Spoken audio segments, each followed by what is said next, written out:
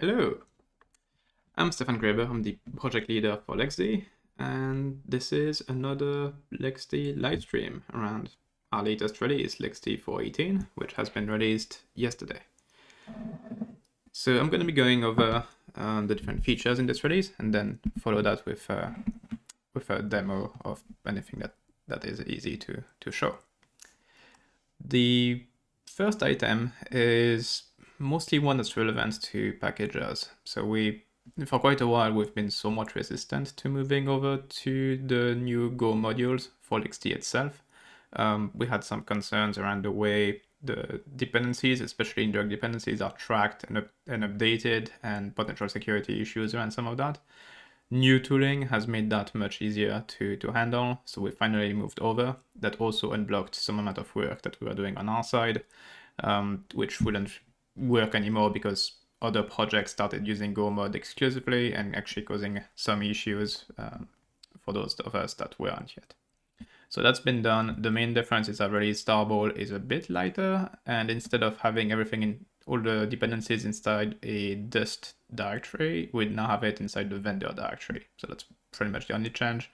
For those of you just consuming LXD and using it, you're not gonna see any difference. Now, the first real LXD feature is network forwards. So that's effectively floating IPs and like floating addresses, like you might see it in pretty much all the different public clouds. That lets you allocate a set of external addresses and then decide what they forward to internally. So that's kind of the basics. You can do it as a one-to-one address mapping, just like is pretty common in the public clouds. But we've got a bit of a twist on that, which is that we actually let you do it per port as well. So it's now possible to take one external address, set it so that the majority of its traffic goes to one instance, but then on some other ports you can send it to another instance if you'd like. So that's really for kind of the main idea behind network forwards. It's supported on both bridge network and oven networks on our side. Next, another feature that touches LXD networking is native BGP support. So with that, reasonably complex LXD deployments that deal with a lot of external addresses and subnets and all of that kind of stuff, instead of needing to go onto the router in front of them and add a bunch of static addresses, static routes for all of those addresses and subnets used by LXD, and have to go and update that every time a user wants to use a new address or wants to create a new network within LXD. LXD can be configured to directly peer with the upstream router using BGP, and then LXD will advertise all public addresses and subnets that it's consuming. So with that in place, like in a larger cluster using Oven, for example, it's perfectly possible to delegate the right to use a chunk of public address space to a specific project within LXD, and then let the user that owns that project create whatever networks they want and whatever forward addresses or direct network interfaces on instances that they want. And anything that they consume, which is public, will just get announced to the upstream router of a BGP, which can then just do the routing decision and send things towards the right LXD machine.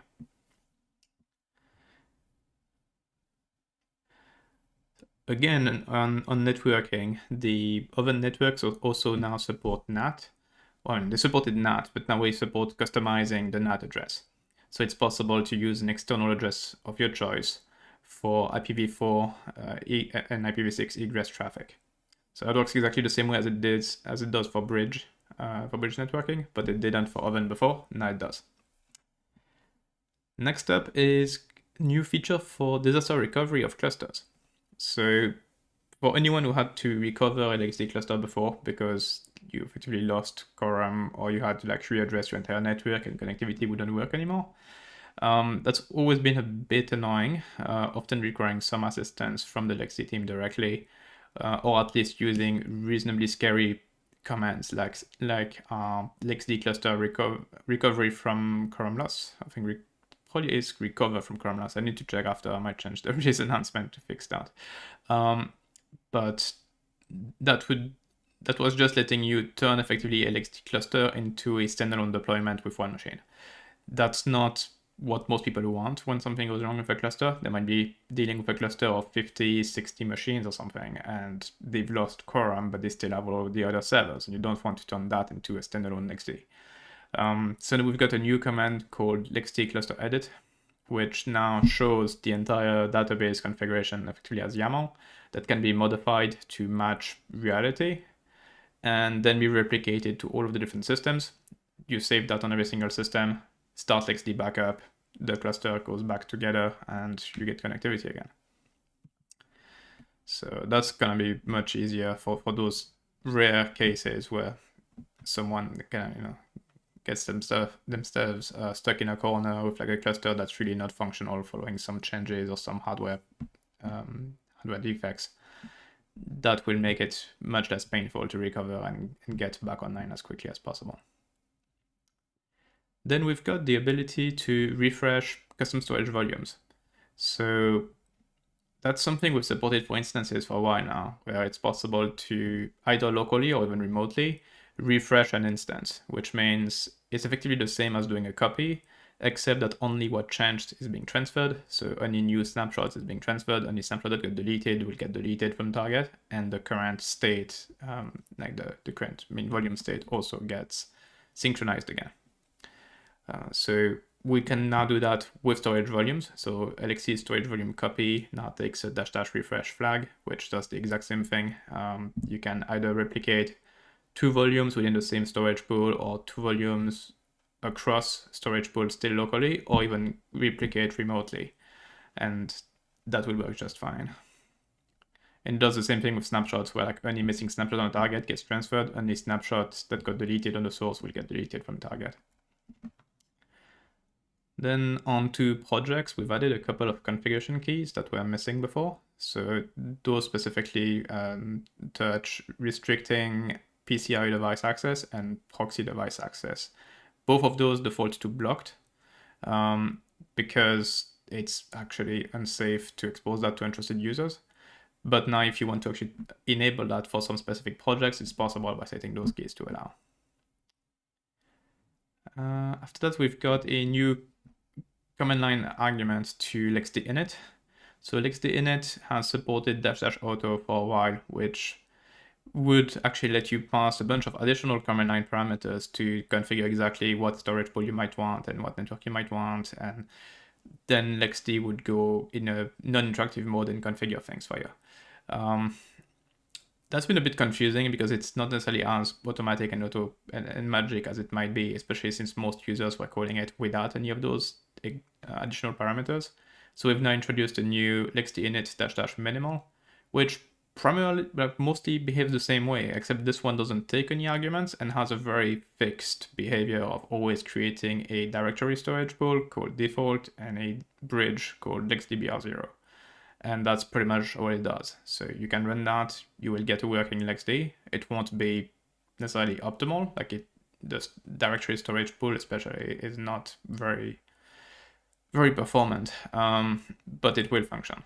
And if you want something fancier, then you should use LXD init interactively, or you might use LXD init -- auto and then pass all of those extra configuration flags to actually get what you want in a non-interactive manner. And the last thing on the list for this release are some additions to network counters on instances. So that's in preparation for us adding a metrics API to LXD, which will expose a lot of different metrics on instances in a format that's compatible with Prometheus for graphing. The counters we've added as part of that are the packets dropped and the errors counters. So now you can easily see whether a network interface on a container or virtual machine has seen errors or has had to drop packets due to being overloaded for some reason. And that's it for all the features in Info 18. So now I'm gonna switch over to a terminal and try to show you a bunch of those live. All right, just reshuffling things a tiny bit on my screen. So the first thing was Go modules. I can just show, I guess, that we do have go.mod, which includes all of our dependencies, direct dependencies, that is, and then the Go sum, which includes all of the indirects as well. So that's what you usually get with Go mod.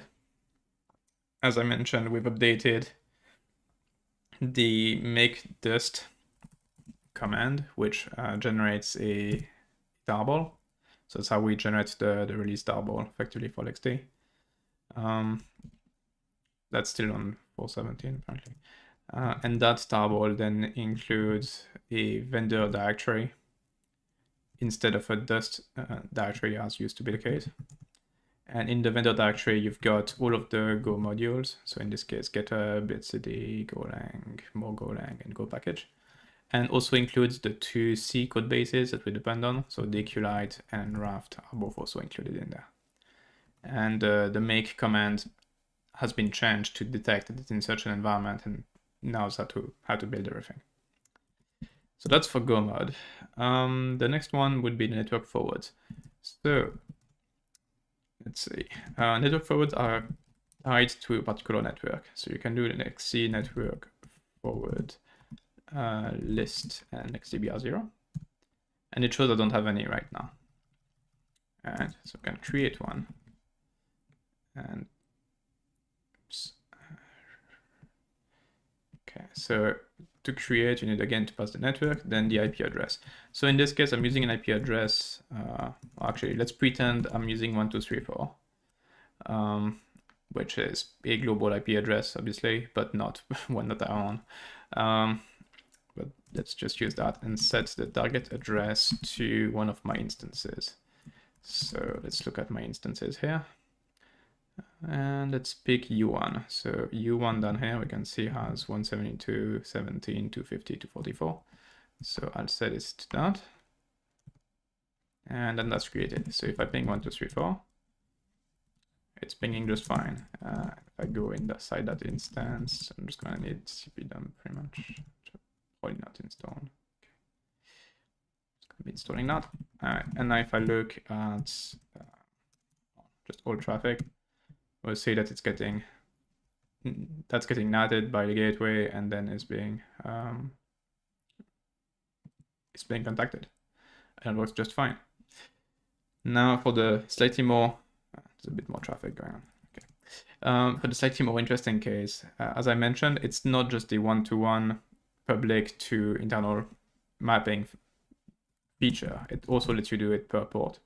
So you can do LXD network forward, then port,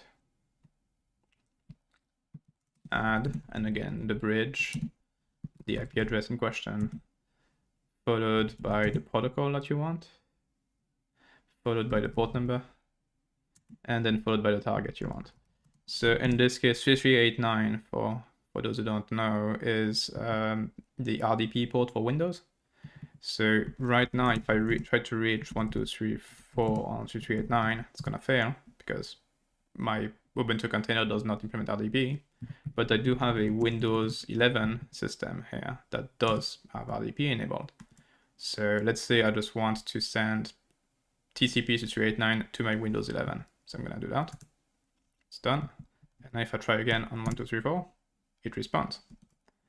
And to just kind of prove the point, I can go inside my container. If I TCP dump again and I try 1234.3389, we don't see any traffic because that's going to Windows 11. So if we ping, the ping still goes to the default address. So that can be pretty useful to, like, when you've got a limited amount of public addresses, you can pick one and then dispatch that across multiple containers within LXD. All right, so that was for the network forwards. As I mentioned, that also works fine on Oven. The behavior is identical over there. Next would be BGP. So that one is kind of convenient because I just so happen to already have it set up for my personal setup here. So what I'll do is I'm gonna connect to my gateway. Wrong project. So that's a remote LXD container actually that acts as my gateway, and I can access the routing daemon here.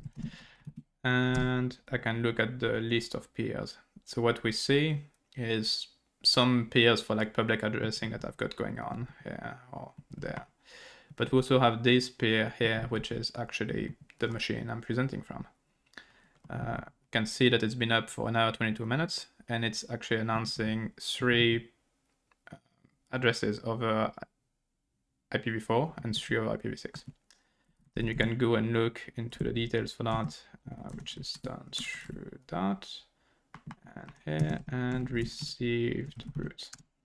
And that shows what was announced over IPv4. So it shows that my system running LXD is currently announcing a specific IPv4 address called 172.17.2011 and 2 subnets, 2/24 subnets. So 117.17.2020 and 172.17.250. And then you can do the same thing of IPv6 and see that I'm also announcing 2/64s of IPv6 and so this one, that one, and one specific address, so like A/128 here. Now let's see how that looks like on the LXD side of things. So I've got one network called LXDBR0. If I go look at its config, we can see that it pairs with my gateway here. So it's got the IP of the gateway, the ES number for BGP. And then it's got IPv4 configured with no NAT. There's no NAT equals true here. And IPv6 configured with also no NAT configured. So that causes both of those subnets here to be announced over BGP to LXD, to my router. So that 250.1 is this subnet down here. And if we go back for IPv4, the 250.0/24 is here. Now, for the others that we are seeing, what's going on is that I've got a instance called BGP test, and that particular instance has in its config some external IPv4 and IPv6 addresses. So because that instance is configured to have additional addresses and subnets routed to it, that gets picked up by LXD, that gets announced over BGP, and my gateway is also receiving those and are routing them to LXD. So that works really well, especially for cluster environments with a lot of projects and networks and everything going on. That really makes it much easier to manage because you don't need to go put like static entries or anything in a router. It obviously means that your router needs to support BGP. So like especially on the consumer side of things, that's very, very uncommon. But in the more data center corporate environment, most top of the rack switches these days support it. And your enterprise grade router almost certainly does as well, and that makes integrating everything really nice and smooth. Alrighty, so that was for the BGP support. Then the next one would be customization of the NAT addresses inside Oven. I don't actually have an easy way to show that. I do have LXD running on Oven, but I don't actually use NAT because I use the BGP feature and I therefore don't actually use NAT on any of those networks. So I can't show you that one, but it works the exact same way as would be expected on a bridge. So you would normally do an edit of your network, kind of like that. And then here you would normally have IPv4 NAT true and IPv6 NAT true, at which point you can do an IPv4 NAT address of whatever you want, and IPv6 NAT address of some other value. And that should work just fine. So same thing as worked with bridge networking will work with Oven now. For the cluster edit, I also don't actually have a cluster I can show that with, unfortunately. The main reason there being that I'm still waiting on the snap package to fully publish for 4.18. It successfully built and published last night on everything except Intel. And all of my clusters run on Intel, so I can't easily show that one, unfortunately. I mean, the general thing I can show is the structure. So we've got, note that those are LXD commands. Actually, let me just clear that. They're LXD commands, so they're meant to only run locally. They don't hit the API. They're really local commands. So under LXD cluster, you have a few commands. There's LXD cluster edit, which is one of the new ones. List database, which shows the generic configuration. Recover from Chrome loss, that's our old disaster recovery tool that just turns your cluster into a one machine deal effectively. Remove raft node, that's another way to just kick out one particular system. And then shows the current configuration. The expectation, I think, is going to be that over the next couple of releases, we're going to be dropping actually all three of those in favor of just having edit and show, because show will get you a nice YAML output of the entire configuration in a much more detailed way than list database would do in the past. And edit makes it possible to do everything that recover from Chrome loss and remove raft node supported, but also quite a lot in a lot more visual and useful way, where you actually do get to see the YAML of all of the configuration and can easily edit it in any way you need. So I'm just gonna check. I mean, I'm obviously not clustered, so I don't think this is gonna do a whole lot. Right, it wants a specific member, so that's not gonna work.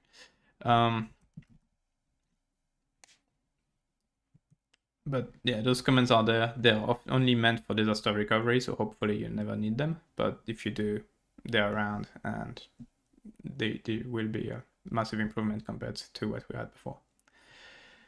All right. The next thing is the storage volume copy refresh feature. So for that, I can just look at what I've got as far as my volumes right now. Okay, that doesn't fit. Now that fits. And just let's create a new one. So volume create default. Let's call it foo. Okay. And now copy. So I can copy foo into bar. That's where just like I did before. But with the old logic, if you do it again and complaints already exists, now you can do refresh, which updates it. And so let's create some snapshots, because that's always a nice way to visualize what's going on. So if I create 3 snapshots, now here we can see that foo right there has effectively 3 snapshots, and bar, which was the copy, doesn't have any of them. And now if I run refresh again, now bar has 3 snapshots. And if I go and delete foo snap 1 from default, sorry. Okay, so now I've deleted the snapshot. Snap 1 is gone from here, but it's still there on bar. And now if I do a refresh, now it's gone from bar. So that's effectively it. In this case, I've done it within the same pool, but you can totally do it across 2 pools, or you can do it across 2 servers, and it works the exact same way. There's really no difference whatsoever on that level. So just delete those 2. All right. Next one is also not one that's worth really showing a whole lot, but actually I can show that with a remote server, I guess. Let's see if I take this project. Okay, so this is a restricted project I'm running on a remote cluster. Right now it has some features enabled, but the bulk of them are on their default blocked behavior. The 2 new keys that were added now would be restricted.devices.pci, also I currently can't type. Okay, and restricted.devices.proxy, which both of them default to deny, which is actually what I would want on this project. But if for some reason I was trusting that particular project owner to use an ePCI device, which, I mean, unless the owner of the project is the administrator of the entire system, you probably don't want to allow,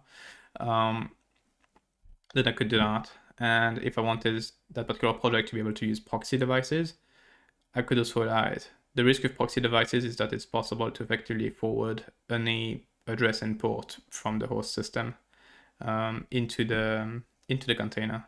So that can also be a bit of a security risk, and I would usually advise the same thing, that you only allow it if effectively the system administrator is the one who also owns that particular project. Okay. Next one is another one I'm probably not gonna demo because I don't have a completely blank system to show it on. But LXD init, as I mentioned, has quite a few options. So we've got auto that's a mode that can take a number of arguments, we can see here, to set default address, port, storage pool name, storage pool type, all of that kind of stuff. And does that without running interactively. It's easy to script. Then we've got a normal LXD init, which is interactive. And we've got options to use a pre-seed file, so either dumping the current config as a pre-seed, effectively, like so, or doing, well, and then feeding that back into another machine with dash pre-seed so that it can apply it. Dash minimal is effectively the same is the same as like an empty auto run. It gets you the most minimal storage, which is like a directory storage backend, and simplest networking, so it's just a normal LXDBR0 bridge, and that just works. The reason for the different names is that it's a lot clearer as far as what it does, and we can really guarantee that one's behavior will never change, unlike auto, where some default values of some of the arguments can change, and so its behavior could change a bit.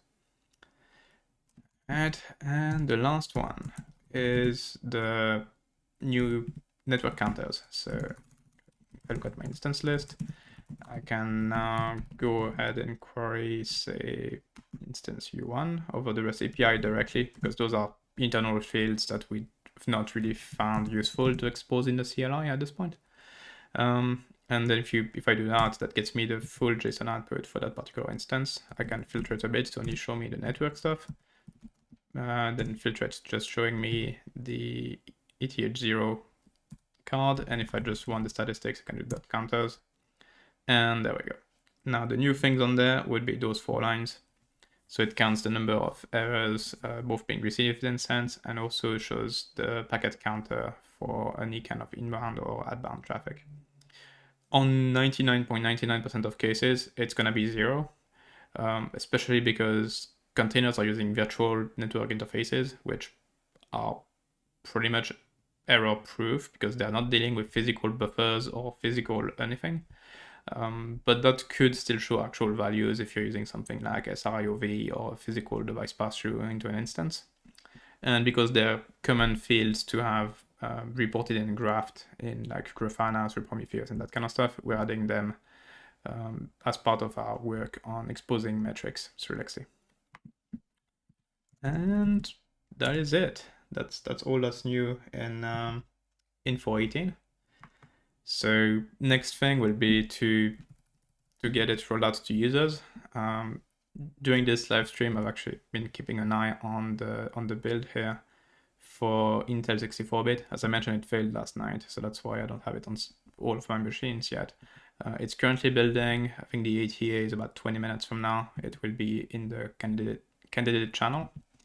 And unless we find any major issue with folks testing it over the weekend, the plan is to roll it out to the stable Snap channel on Monday, at which point everyone will get it. If you're not using the Snap package, then the different other distributions, you are usually pretty quick at providing native packages. So we expect that would roll out to everyone pretty much over the next week or so. If you've got any questions or any feedback on this release, feel free to go directly respond to the forum post. That's the most useful to us. But you can also leave a comment here directly on the video. And that's it. I hope you're going to be enjoying 4.18. I hope those features are going to be useful to you. And I see you all in a later YouTube video. Thanks. Bye.